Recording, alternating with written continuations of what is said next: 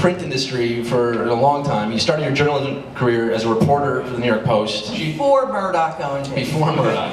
Those were the fun days of the They Post. were. I was actually at the New York Post when it was kind of a lefty newspaper, which was kind of fantastic. It was owned by a woman named Dorothy Schiff, and it just was a terrific place to work. And a lot of the people who were with me then went on to go to the New York Times. We sort of all went en masse when Rupert Murdoch bought the paper. Really? Yeah. So that was before the whole wacky Gaddafi and all that stuff. Yeah. I mean, it's a different kind of journalism now. Yeah. Not a fan of that? Well, actually, it's so much fun working at a tabloid. Yeah. I mean, writing those headlines alone. That's so fun. Or, you know, you're working at the New York Times, you can never call anybody a fiend in print, no matter what they do. You know? Fiend. And when you're in the Post, you can call anybody a fiend. You can call Bloomberg a fiend Right. in the New York Post. Creep. Yeah. Creep is just, they love throwing creep on it. Yeah. Well, you've been reading the Anthony Weiner coverage, haven't you? So you moved to the Times, and you achieved your greatest renown writing about, not reporting on others, but writing about yourself, your family, op-ed column you had, their life in the 30s.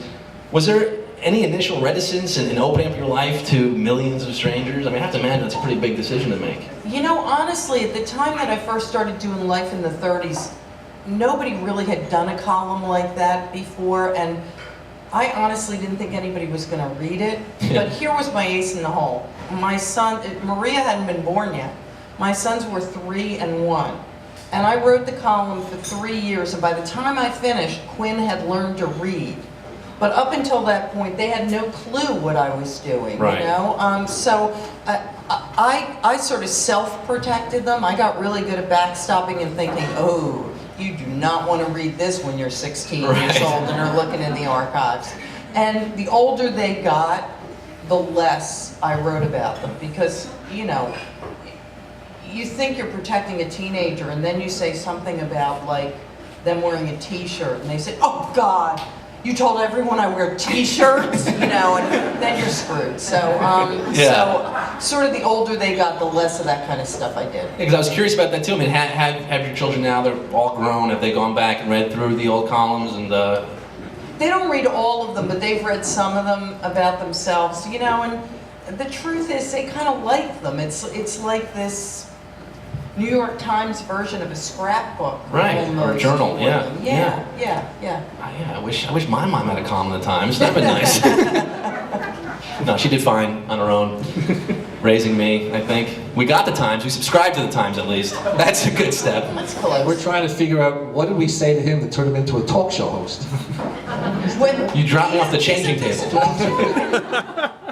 I'm trained. Is this a talk show? Yeah, I'm going to Craig Ferguson in 2 weeks. Are you? I figured I was going to train with you. Oh yeah, well I should have worked on my accent a little better, but yeah, we could have, can we build a robot real quick? A talking psychic robot? Dad, you'll have to fill in. You're doing Ferguson in a couple weeks? Yeah.